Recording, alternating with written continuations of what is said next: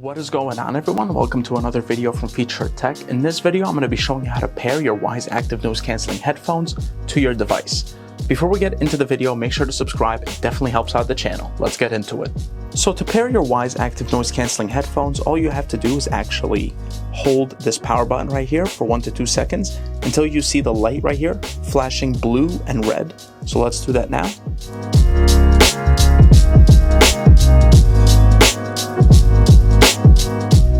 As you can see, it is flashing blue and red.